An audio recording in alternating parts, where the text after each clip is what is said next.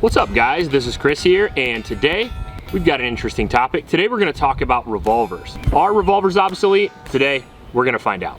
We're going to go over a couple different categories of revolvers and a couple of different uses, and you might find out the answer is yes and no. Revolvers still work, and they've worked a long time. The question is, are they good enough to maybe choose one over a modern gun like a semi-automatic pistol, for example? Now, if you don't know what a revolver is, that's hard to believe, but let me explain it. There are double and single action revolvers. This is a double action revolver right here. This is a Ruger LCR.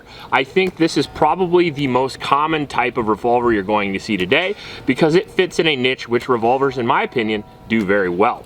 So if I pull the trigger, even though the hammer's down, the cylinder will turn all the way back, and then the hammer drops on that cylinder and the bullet is fired through the barrel. You generally have 5, 6, up to 8 shots, and they usually vary in size greatly from something like this to maybe something like this. This is a Colt Python here, and this is more of a full-size revolver. This is a 6-shot 357 Magnum, and this is a 5-shot 357 Magnum. This, however, has a couple extra features that might make it more useful in the modern era. Now, revolvers certainly are reliable, but there's a big myth out there that revolvers don't malfunction. They absolutely do.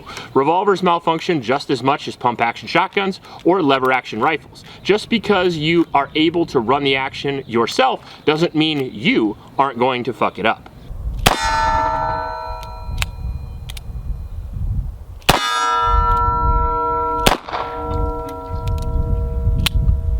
Short stroking the trigger, you have to let it come out. Revolvers have a tendency to malfunction if you operate the trigger incorrectly. So let me show you here how you operate the trigger on a revolver. So the actual way that you want to operate a revolver trigger is all the way in, all the way out. All the way in, all the way out. It's the same concept as sex ed. Now on a semi-automatic pistol, you'd have a tendency to ride the trigger. So we go all the way down and back out just to the reset, and then we pull down again. Whereas if you come halfway out on a revolver, you have a tendency to not only cause malfunctions, timing issues, but you can even skip cylinders and not shoot all the rounds in your gun. And when you're limited on capacity, that makes the situation even worse. Another issue with revolvers are that they do in fact get dirty. They do in fact malfunction in adverse conditions like mud and sand. And if you do take a long time between cleanings, if you shoot like 2, 3, 4, even 700 rounds through a revolver without cleaning, you will find that that is the case. And it's always hilarious to me to see the comments that revolvers never malfunction. Apparently people don't shoot them long enough to get them dirty, because they certainly do. You can have the cylinder slow down, and you really have to clean out the face of the cylinder there to make sure that all the rounds are working correctly and eject correctly. One of the things that revolvers will gum up very quickly is on the ejector. When you push the ejector out, you really want to slam it with your hand, and you want to help use gravity to pop all those rounds out, because you might find out you get some stuck, and then you're doing the pulley thing, and then shit goes south. Getting a little dirty. Maybe I'm not hitting the ejector hard enough. That's what she said anyway. Sometimes you gotta hit it hard. Now, a revolver like this would be purchased by a new shooter most likely for a concealed carry gun, because the guy at the front desk told them that they were easy to use. And that is partly true. So if you are going to learn how to use a revolver, you're going to have to learn how to load it, unload it, maintain it, clean it, shoot it, and then of course all the safety rules that go along with that. And a few of those are really easy and a few of those are not. So first off, if we're gonna load this revolver, we hit this little button right here, we press our hand on the cylinder, we hold the cylinder with our left hand, and we feed it in there with our right hand. That is pretty easy to do. Once the gun is loaded, you close the cylinder and you essentially have a relatively safe gun that you can then put in a holster like this. Another issue with revolvers is people think you don't need to holster them, and if you're not Paul Harrell, you should have a revolver holster in my personal opinion, because you can shoot yourself in the dick even though you have a double action trigger. Have a good Kydex holster. When guys go old school, they usually go old school with the gun and then old school with the holster. Do not do this. Kydex is a better product. It's safer. It doesn't look as cool, but it certainly is safer. If you use this 1,000 times, your trigger guard still won't get flimsy, okay? As long as you tighten up the holster. This one you don't even ever have to tighten up, but a lot of them have screws on them. You can tighten them up. Leather holsters have a tendency to bend or bow here, and they get stuck in the trigger guard, and that is how almost always people shoot themselves, unless it's an actual negligent issue. Now, the cool part about double single guns like this LCR versus this Smith & Wesson is that here I do have 5 shots, but I have to do the double action pull each time, where with the LCR, if let's say I'm at a long distance like Dickens sort of situation, I can put it in single action and have a very short, light, crisp trigger. Now, revolvers also have a tendency to have more recoil than a semi-automatic because the slide doesn't track, right? You don't have a recoil spring to help you with that recoil management. You get the full brunt of the round. On top of that, revolvers are often chambered in higher caliber rounds than 9mm. The most common revolver round is .357. Most people shoot 38s through them anyway, but it is still .357. And the most common pistol round or semi-automatic round is 9mm. You get more capacity with a semi-automatic pistol and you get less power generally. That's usually how it works. However, with a revolver, you can see the bore axis, if you want to use that word, of a revolver is much higher generally than a semi-automatic pistol, unless you're using a .320. Now, the revolver itself has a tendency, especially in these 2-inch revolvers like this, to really jump up when you're shooting. Oh my Lanta. Oh my God. I ain't doing that again.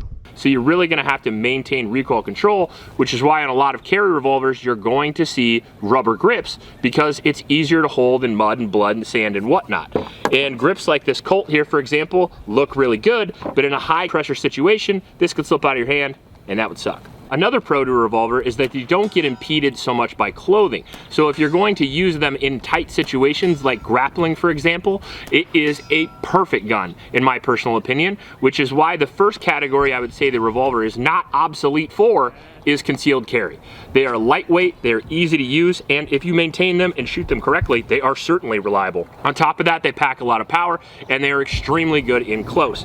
If I'm grappling with somebody and they get a hold of my slide, it still works because it doesn't have a slide to reciprocate. If I get it caught in my clothing, for example, if I get it caught in my shirt, or maybe I have to shoot through a coat pocket, you can still do that. A funny video is where Paul Harrell actually shoots in his bed and he's shooting through a bunch of bed sheets and the revolver works every time, which is really funny. So there's certainly conditions where a revolver is better even than a semi-auto, and I would say a lot of those align with concealed carry. Where I think a lot of people get it twisted as far as obsolete is what you're going to use it for. If you're going to use a revolver like this for concealed carry, it's perfectly acceptable. Not only is the round very cheap, but you can use 38s or .357 in order to run this either with less recoil, more recoil, less power, more power, and a revolver will run any ammunition without a malfunction as long as it's quality ammo. Now, if you were going to pick a semi-automatic and let's say you use 9mm, if you tried to put a 10mm through it, your gun would most likely explode. So that's something that a revolver does very, very well. And it is simple to load and it makes people feel safe. However, the difficult part about revolvers is going to be mastering the double action trigger. Because even though I mentioned earlier that you do have the single action trigger available, it's most likely not going to be available in the time that you have. You're probably going to pull the gun and you're probably going to pull the trigger. And when you do that, you're going to have that long double action pull with that long double action reset. And that's something you're going to have to master. And if you master that, they're a perfectly acceptable choice for concealed carry. And as I mentioned before, in some cases, even better. So are they obsolete, at least for concealed carry? They're absolutely not.